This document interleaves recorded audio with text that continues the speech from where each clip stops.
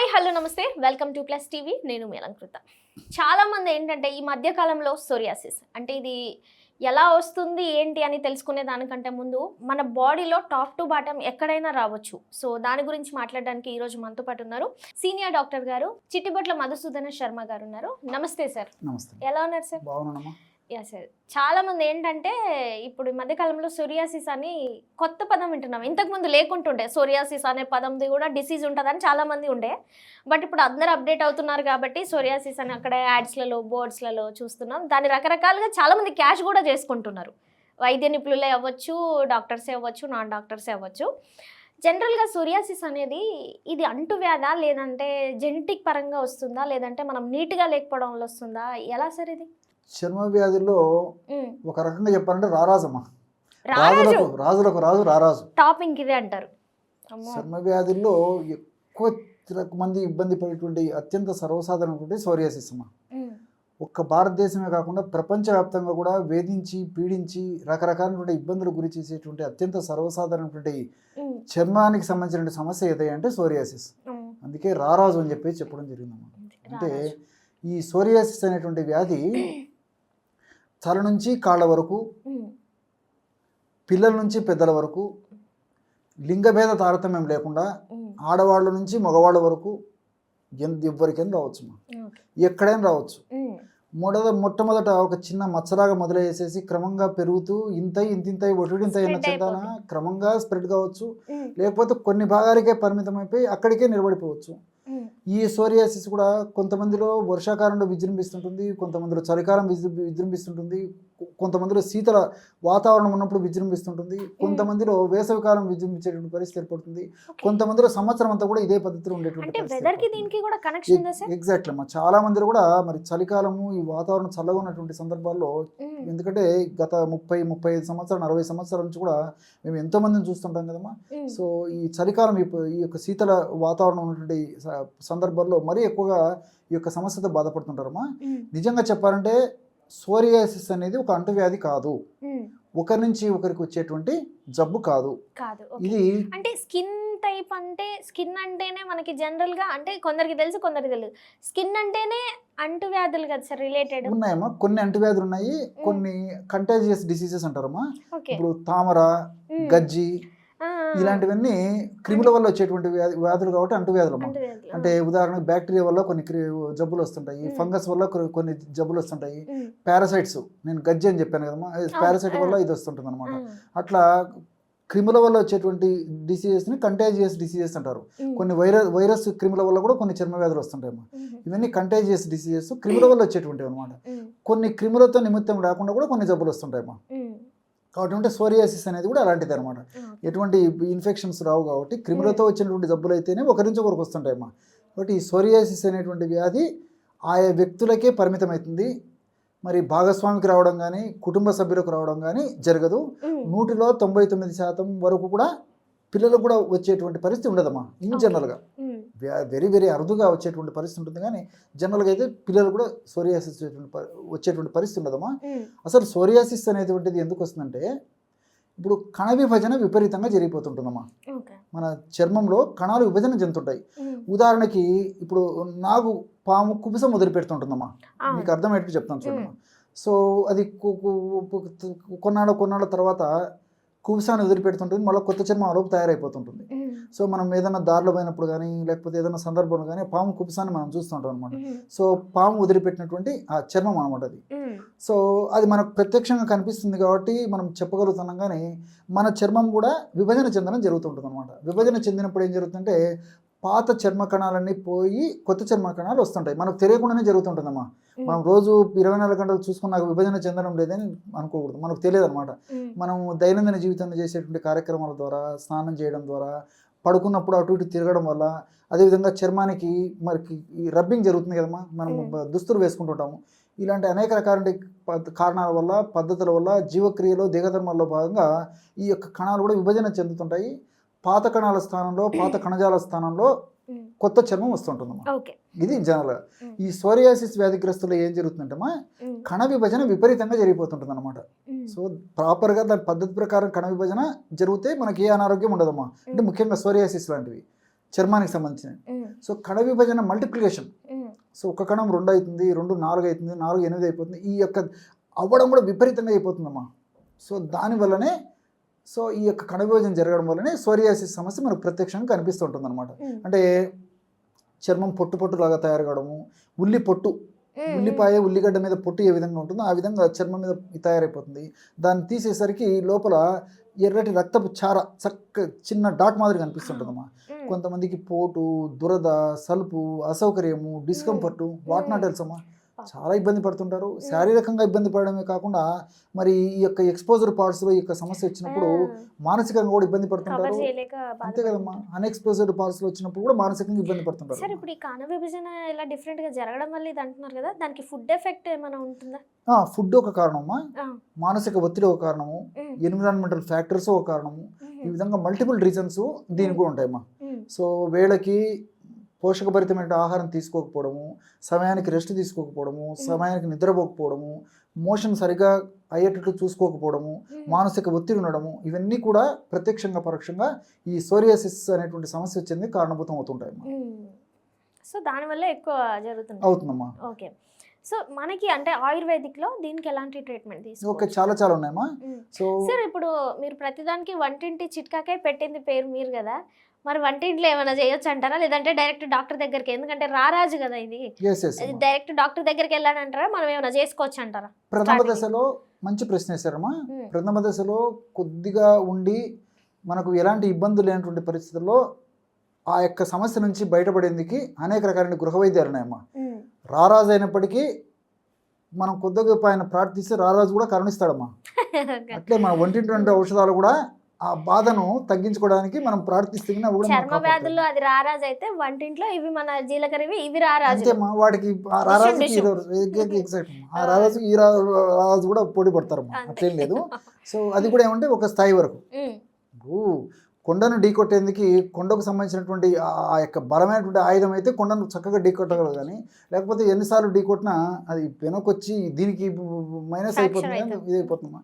కాబట్టి కొద్దో గొప్ప ఉండి మరీ దీర్ఘకాలికంగా లేకుండా కొద్ది ప్రాంతం నుండి లిమిటెడ్ లక్షణాలు ఉన్నప్పుడు వాడుకోదగ్గ అనేక రకాలైన ఔషధాలు ఉన్నాయమ్మా.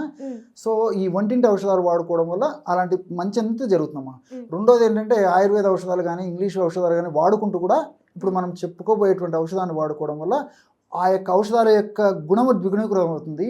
ఆ యొక్క ఔషధాలు మరింత సమర్థవంతంగా, స్పీడ్గా, చక్కగా, వెంటనే శీఘ్రంగా పనిచేసేందుకు అవకాశం ఏర్పడుతుంది.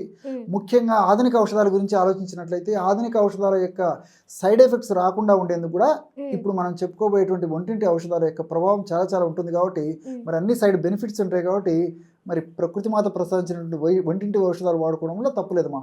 ఎందుకంటే ఎంతోమంది వాడి చక్కటి ఫలితాన్ని పొందిన తర్వాతనే మీరు మంచి ప్రశ్న వేశారు కాబట్టి ఆ యొక్క రెమెడీ కూడా నేను చెప్తానమ్మా. చెప్పండి.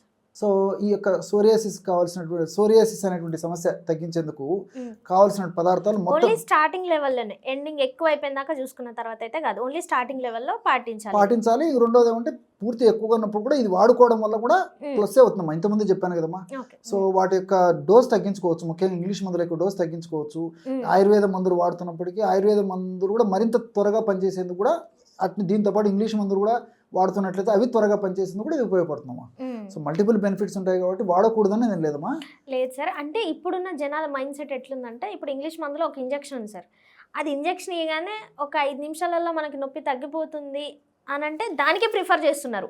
ఇవి వాడడం వల్ల నీకు సైడ్ ఎఫెక్ట్లు రావట్లేవు కానీ స్లోగా తగ్గుతుంది అంటే దీన్ని పక్కన పెట్టి దానికే వెళ్తున్నారు చాలా మంది. అవునా కదా సార్?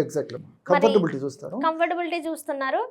ఇది వాడితే లాంగ్ టైం అయినా అసలు ఇంకా రాదు, తగ్గుతుంది అని అంటే దీని జోలి కంటే ముందు ఫస్ట్ ఏది తగ్గుతుంది అనేది అది చూస్తున్నారు. తర్వాత ఫేస్ చేద్దాం, బట్ ఇది ఫస్ట్ తగ్గిద్దాం అనే మైండ్ సెట్ లో ఉన్నారు జనాలందరూ. సో దీనికి కూడా చెప్పాలి. మంచి ప్రశ్న. సో ఈ సమస్య వచ్చినప్పుడమ్మా వైద్యులు కూడా సర్వసాధారణంగా మామూలు సింపుల్ మెడిసిన్స్ జనరల్గా వాడతారమ్మా. సమస్య మరీ ఎక్కువగా ఉండి అన్బేరబుల్ ప్రాబ్లం ఉండి మీరు అన్నట్లు భరించలేనటువంటి పరిస్థితి ఉన్నప్పుడు హయ్యర్ డ్రగ్స్ వాడతారు. జనరల్గా యాంటీ హిస్టమిన్స్ అని చెప్పేసి వాడుతుంటారమ్మా. సో పూత మందులు, శాలిసైలిక్ యాసిడ్ ఇలాంటి ఔషధాలు, కోల్టారు ఇలాంటి ఔషధాలు జనరల్గా వాడుకుంటుంటారు.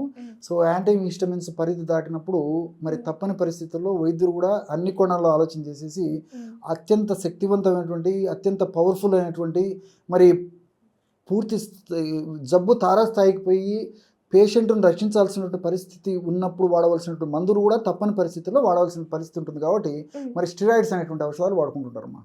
సో ఈ స్టెరాయిడ్స్ అనేటువంటి ఔషధాలు ఎంత సమర్థవంతంగా స్పీడ్గా వెంటనే పనిచేస్తాయో దాని యొక్క ప్రభావము లాంగ్ టర్మ్లో విపరీతంగా ఉంటుంది.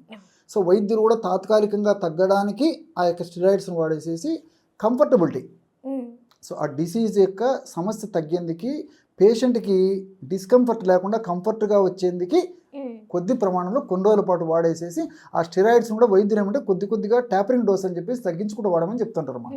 మన వాళ్ళు ఏం చేస్తారు, ఆరోగ్య స్పృహ అవగాహన లేకపోవడం చేత మళ్ళీ వైద్యులను సంప్రదించరు.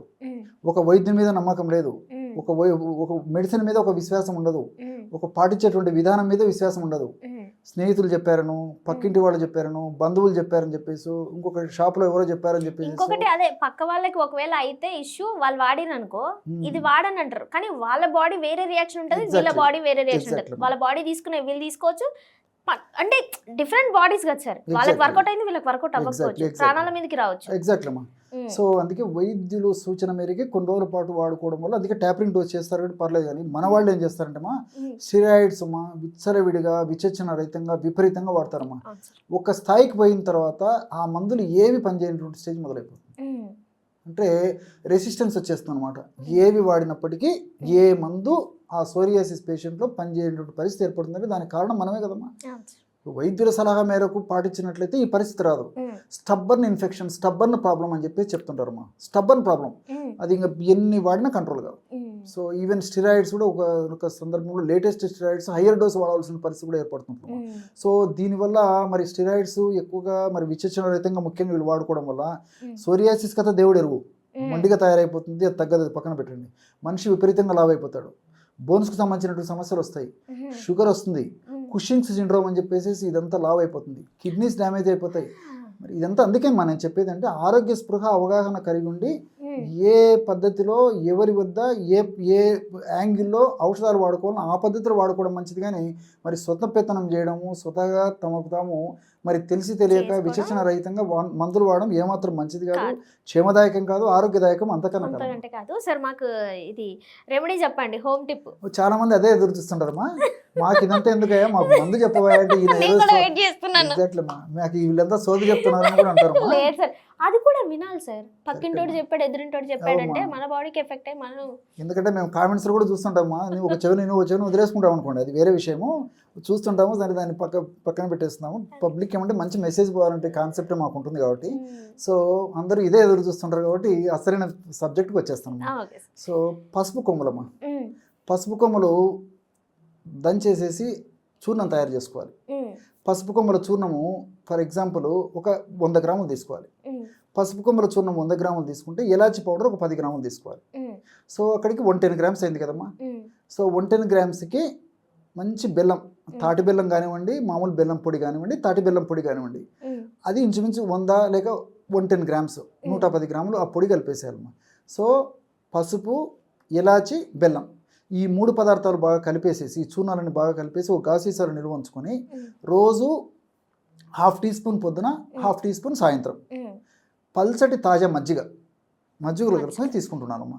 సో మజ్జిగతో తీసుకోలేనటువంటి వాళ్ళు ఎవరు ఉంటే పాలతో తీసుకోవచ్చు. ఈవెన్ పాలతో ఎవరైనా తీసుకోలేనటువంటి వాళ్ళైతే నీళ్ళలో కలిపి కూడా తీసుకోవచ్చమ్మా. ఏదో ఒక రూపంలో ఈ యొక్క ఔషధాన్ని ఈ పద్ధతిలో కడుపులోకి పంపించడం వల్ల అనేక రకాలైన ఉపయోగాలు కలుగుతాయమ్మా. సో ఆధునికంగా మనం ఆలోచించేసినప్పటికమ్మా పసుపులో కుర్కుమిన్ అని చెప్పేసి ఒక ఆల్కలాయిడ్ ఉంది. ఈ కుర్కుమిన్ అనేటువంటి ఆల్కలాయిడ్ యొక్క ప్రభావం ఏంటంటే ఇన్ఫ్లమేషన్ అనేటువంటి ప్రక్రియను తగ్గిస్తుంది. ఇన్ఫ్లమేషన్ ప్రక్రియలో రిలీజ్ అయ్యేటువంటి హానికారకమైనటువంటి ఫ్రీ రాడికల్స్ అనేటువంటి రసాయనిక పదార్థాల యొక్క శక్తిని కూడా నిర్వీర్యం చేసేస్తుంది. సో సోరియాసిస్ అనేటువంటి సమస్య నేను మొదటనే చెప్పాను, కణ విభజన ఎక్కువగా జరగడం వల్ల జరుగుతుందని. సో కణ విభజన ఎక్కువగా జరిగేటువంటి పరిస్థితి ఉన్నప్పుడు ఇన్ఫ్లమేషన్ అనేటువంటిది అక్కడ జరుగుతుంది, ఎర్రగా ఉంటుంది అనమాట ఆ భాగం అంతా, చర్మ భాగం. సో ఆ టైంలో ఈ యొక్క AL2 ఇలాంటి అనేక సైటోకైన్స్ ఇలాంటి అనేక రకాలైన రసాయన పదార్థాలు ఉత్పత్తి అవుతుంటాయమ్మా. సో ఈ యొక్క రసాయన పదార్థాల యొక్క ప్రభావం చేతనే దురద, పోటు, మంట, సలుపు, డిస్కంఫర్ట్ ఇవన్నీ కలుగుతుంటాయి అన్నమాట. ఈ కర్కుమిన్ అనేటువంటి రసాయన పదార్థం ఏం చేస్తుందంటే ఆ ఇన్ఫ్లమేషన్ ప్రక్రియని కంట్రోల్ చేసేస్తుంది. సో ఇన్ఫ్లమేషన్ రాకుండా చేస్తుంది, వచ్చినటువంటి ఇన్ఫ్లమేషన్ త్వరగా తగ్గేట్టు చేస్తుంది. ఆ ఇన్ఫ్లమేషన్ వల్ల హానికారకమైన పదార్థాలు ఉత్పత్తి అయ్యి దాని యొక్క ప్రభావం చేత దురద ఇలాంటివి రాకుండా ఉండేందుకు కూడా ఈ పసుపు రొట్టె కర్కుమిన్ ఉపయోగపడుతుంది. అదేవిధంగా సెల్ డివిజన్ కూడా కంట్రోల్ చేసేటువంటి శక్తి కర్కుమిన్కు ఉంది. సో మల్టిపుల్ బెనిఫిట్స్ ఉంటాయి కాబట్టి ఇలాంటి క్షేమదాయకమైనటువంటి ఔషధాలు వాడుకోవడం చాలా మంచిది. మరి ఇంగ్లీష్ మందులు వాడుకున్నప్పటికీ, ఆయుర్వేద మందులు వాడుకున్నప్పటికీ సైడ్గా ఇది వాడుకోవడం వల్ల బెనిఫిట్స్ ఉంటాయి, దానివల్ల ఇబ్బంది ఉండదు.